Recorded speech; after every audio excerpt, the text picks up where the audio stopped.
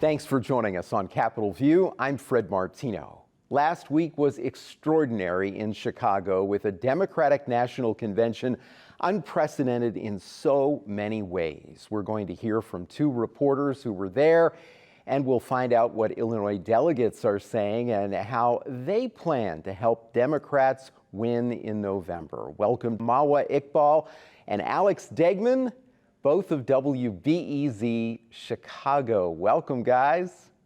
Thank you. Hey, thanks for having me. Good to have you both with us. Alex, I want to start with you. This was an extremely important event for Governor J.B. Pritzker and for Chicago.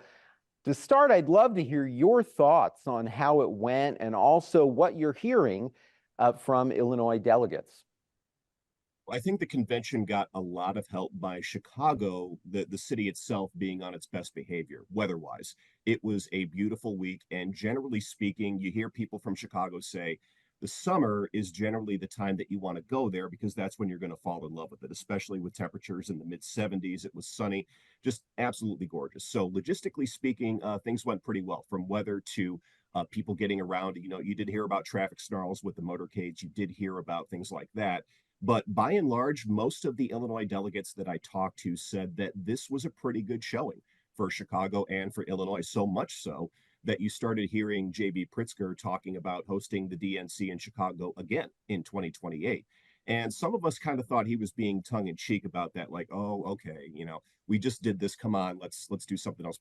But honestly, like there is some precedent for it. There's some past precedent for Chicago hosting multiple conventions within, you know, a pretty short time frame. So I think the governor, with his aspirations, whatever they may be, he may be looking to do this again.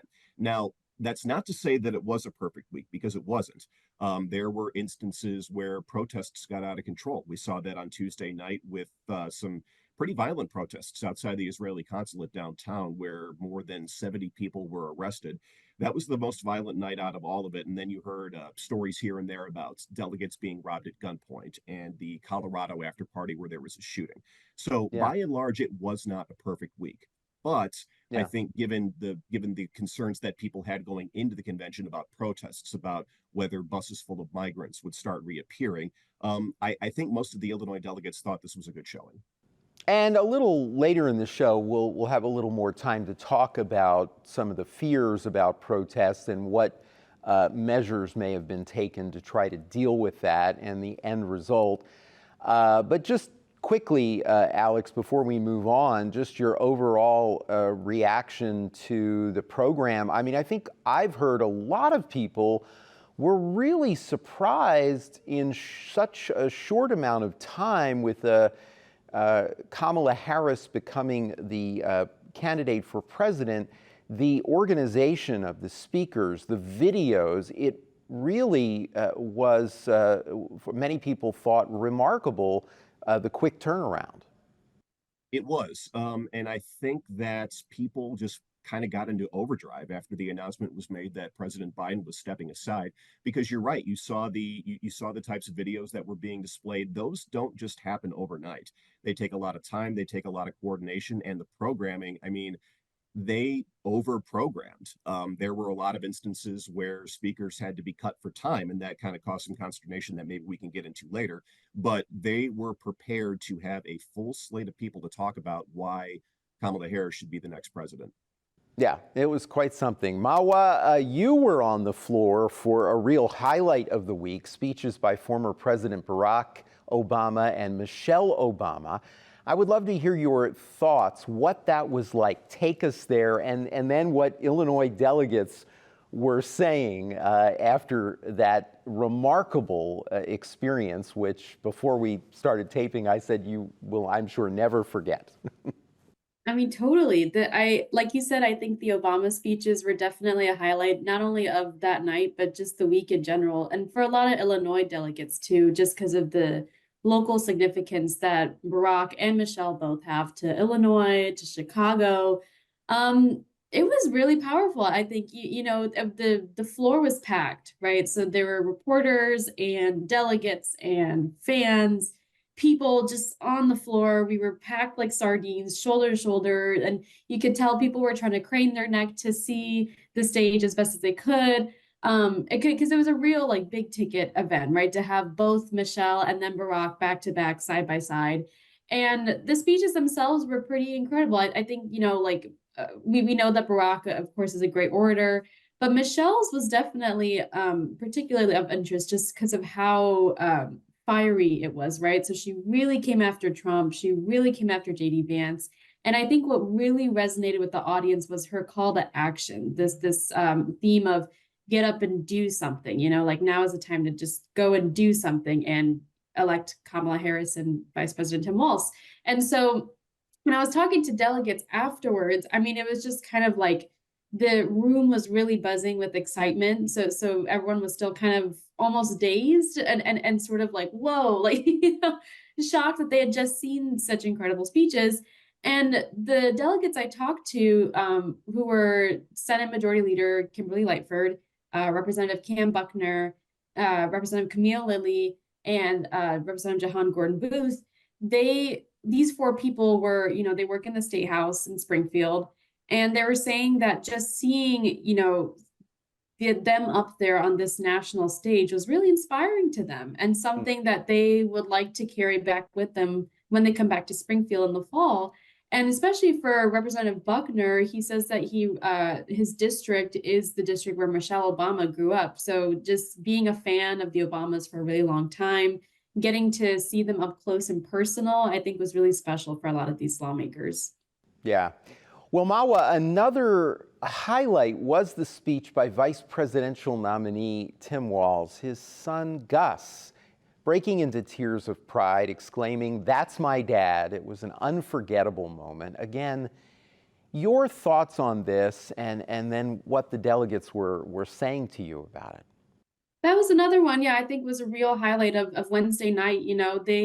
The vibe was definitely that of a pep rally, which I think was totally intentional, right? Because he was a former football coach. So like he had all of his former football players come out in jerseys and with the brass band playing. And, then when he talked during his actual speech, he was comparing this election to like a football game.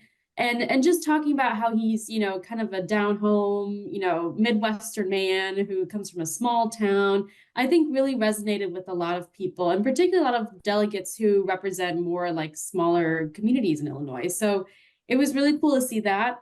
And I think, like you said, Gus Waltz crying and saying that's my dad was definitely a highlight for a lot of delegates. During the breakfast the following morning, you had Secretary of State Alexi Janulius talking about how, him being a dad himself, seeing, Gus, his son, crying was really emotional for him. You also had Dick Durbin saying that too. So I think just like seeing how proud his son was of his dad really resonated with a lot of people. It certainly did. And people still talking about that, getting a lot of traction on social media as well. Alex, I want to talk about the role for Illinois moving forward. I understand that many people who were at the DNC say that they are now going to go to swing states to knock on doors. This reminded me of Michelle Obama and her speech saying, along with the excitement, along with the hope that she was talking about, she warned this is a hard road this next couple of months to the election. Your reaction to folks saying here that they're now motivated and ready to go to these swing states, and why this is so important if indeed Democrats hope to win not only the White House, but perhaps hang on to the Senate and perhaps retake the House? Well, I think that the reactions that I got on this topic are a lot different than they probably would have been maybe 2 months ago, with President Biden still at the top of the ticket. And to be fair, I don't know if it's necessarily new that people from Illinois go into places like Wisconsin and Michigan during election years. It may very well be a time-worn tradition, but at the same time this year, there seems to be a little bit more oomph behind it, because it's not just the people at the DNC that I was talking to.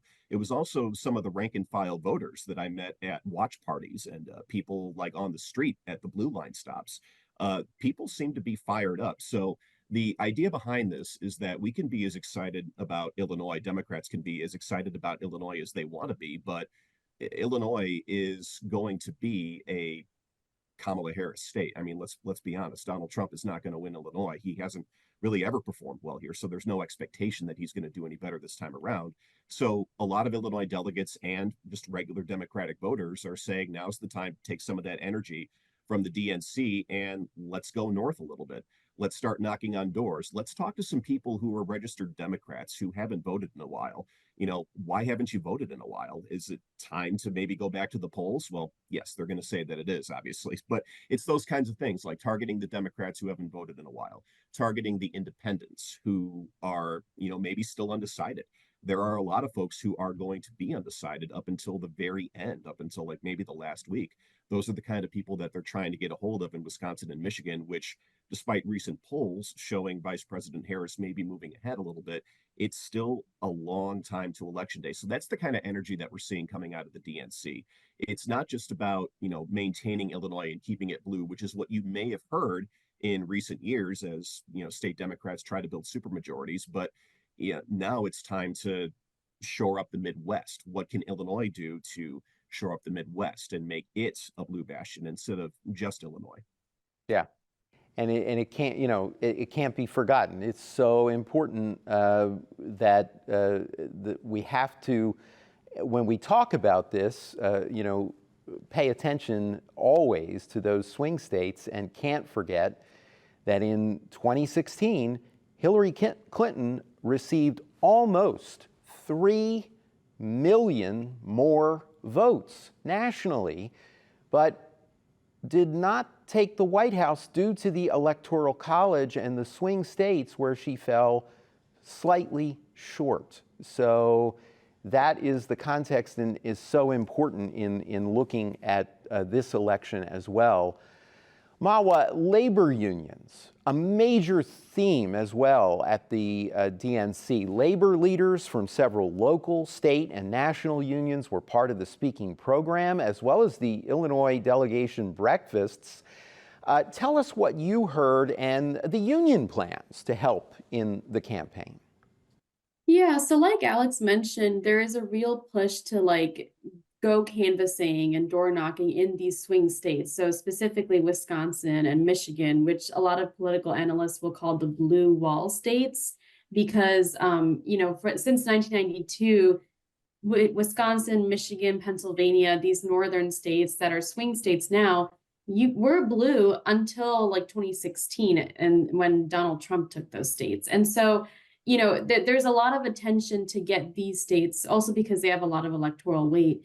And I think with the labor unions, their messaging was, we have all the support from the union leaders. You have Sean Fain with the United Auto Workers, you have the IBEW, which represents electrical workers, all coming out in full force, endorsing Kamala Harris, but the Democratic Party, it was very clear after this week that they're really concerned with trying to get the more rank and file union workers, people in these swing states like Wisconsin, Michigan, Pennsylvania, where a lot of manufacturing jobs have left, right, have been outsourced, to try to get them to come back to the Democrat side, because they've typically more or less have gone to the Republican side and voted more for Trump. So that was very prominent. Like you mentioned, that there are a lot of union labor leaders speaking at these delegate breakfasts. We had AFSCME, which represents the state workers here in Illinois. We had the AFL-CIO. We had IBEW, United Auto Workers, all these people coming and talking about how the Democratic Party will protect workers' rights, in the sense that we will protect unions, we will protect workers' rights to organize, make sure that they retire with dignity, have fair wages, all those things. And when I talk to these leaders about when you do go to these swing states like Wisconsin, Michigan, right, the ones that are literally right there, border-wise, what is your plan? they told me that, you know, what they plan on doing is they have this whole member system set up. So they'll make calls to their members in these other states and just kind of like put the records of, you know, the Biden-Harris administration and compare it with the record of the Trump administration and just sort of side by side show them like, okay, this is how workers' rights fared during the Biden administration. This is how they fared during the Trump administration, 2016. So they said, you know, like we can't obviously force our workers to vote either which way, but what we can try to do is make an extra effort to reach these swing state voters and just kind of show them, you know, like this is what you can have under a Harris Walz presidency. Yes, and of course, Governor Walz frequently talks about his record on supporting unions in Minnesota, including a law there that he signed that does not allow employees to be forced to attend meetings organized by their employer to talk about why unions are a bad idea. You shouldn't vote for a union, this captive audience idea. And certainly, as you know, the General Assembly in Illinois just passed a similar law in Illinois. So very much part of the campaign, not only for president, but other campaigns as well. This idea that Democrats are paying attention to the renewed activism of many unions. Mm-hmm. Yeah, definitely. I think, you know, the legislature here in Illinois has passed a lot of labor protection. So like you mentioned, the prohibition on captive audience meetings. They've also updated the child labor laws. And recently they had a law that went in effect that would protect child influencers. So like kids who appear in these like so-called mommy vlogs to make sure they get compensation for it if they're getting money for the content. So yeah, that was something that a lot of the delegates were talking about too. We're just that, you know, we come from a very strong union background, not only personally with my family, but Illinois has had a long history, a long democratic history of protecting workers' rights. Yes, very interesting and an important point. Alex, let's return to something you mentioned earlier, and that is the protests that did occur at the DNC. I know, as you said earlier, there were some demonstrations that turned violent, but perhaps the overall picture was better than expected. And this week, you know, we're hearing that the Illinois State Police, it was their largest deployment in their history at the DNC. Yeah, I would say that law enforcement largely counted this as a pretty big win, because the protests as we were heading into the DNC were thought to be pretty large. We heard from organizers for a coalition of a number of groups to march on the DNC that they were expecting tens of thousands of people to show up at Union Park, and there were a lot of concerns that the route that they were being given by the city wasn't large enough to accommodate that. And there were concerns that people were going to be spilling out onto major boulevards and police were going to be swooping people up for that. And some of that did happen, but not to the extent that was feared. We saw protesters start to gather on the first day of the DNC. And to be completely clear, I did not cover the protest myself. We had some of my other colleagues, like 3 or 4 of them at WBEZ, were embedded in the protests. But walking around down by the arena, by the convention perimeter, they were definitely a presence. You knew they were there.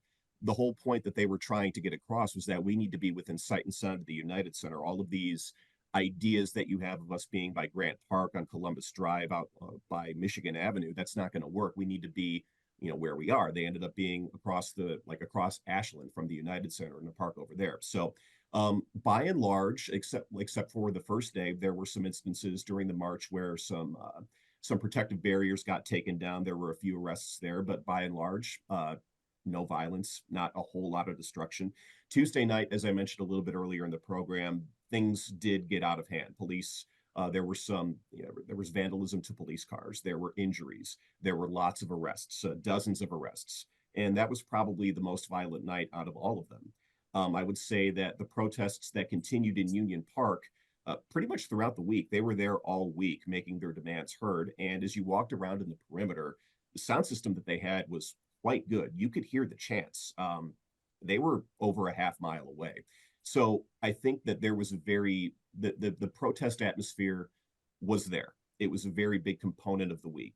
But what I also think was that the protest organizers put a lot of information out there that maybe didn't come to fruition. They thought that tens of thousands of people were going to show up, and there just wasn't that many. So it was easier for police to handle. It was easier for the city to handle.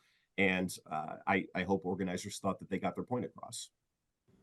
Yeah, very interesting stuff, and certainly law enforcement was prepared. A lot of law enforcement on the scene. Mawa, the Illinois delegates got to hear from political luminaries like the Reverend Raphael Warnock, Senator from Georgia, Transportation Secretary Pete Buttigieg, and Kentucky Governor Andy Beshear. Of course, they all spoke as well at the DNC in prime time, but this is different. These were meetings that most of us did not see. Tell us what you heard and what Illinois Democrats were saying about these meetings. Yeah, no, these breakfasts were a really good time, I think, to get a really close-up look at some of these like really heavy hitters in politics, right? Like these really big names, and to get a more intimate experience with them. So, Secretary Pete Buttigieg, when he opened up his remarks, he talked about how Chicago has a very special place in his heart, right? Like his husband Chasten was a DePaul University graduate, and he proposed to him in the O'Hare Airport. So that got a lot of reaction from the crowd, I think. And then you had Andy Beshear up there talking about how, just kind of his message was, we all need to come together, but also talking about personal anecdotes here and there, like, how he spends time with his kids. And you had Reverend Raphael Warnock talking about how he is now a senior pastor at the Ebenezer Baptist Church in Atlanta, which was also where Martin Luther King Jr. was a preacher, and how he officiated the funeral for civil rights activist John Lewis. So really got to hear a lot of cool personal anecdotes from these big names. And I think that really, stuck with a lot of people in the crowd. I know for me personally, it was very interesting because I had just known of these names, like kind of, from like a distance, right? Like obviously, Andy Beshear and Pete Buttigieg were sort of part of the Veep stakes, when Kamala Harris was still figuring out who to pick, or I guess the party was figuring out who to pick as the VP nomination. But yeah, I guess getting to hear a little bit about them personally was pretty cool. It just kind of brings another dimension to who they are and why they're in politics. So Absolutely.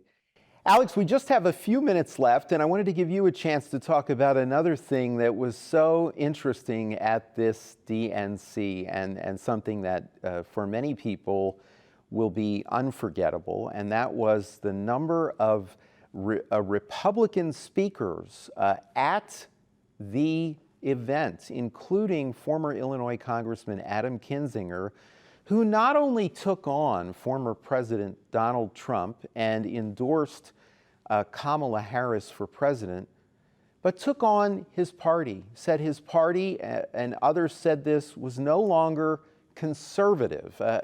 Many people would argue a very important point, because often the term conservative is falsely used as a synonym for Republican, and they're not the same thing. He called that out, and so did Jeff Duncan of Georgia, a lieutenant governor in Georgia, said the same thing.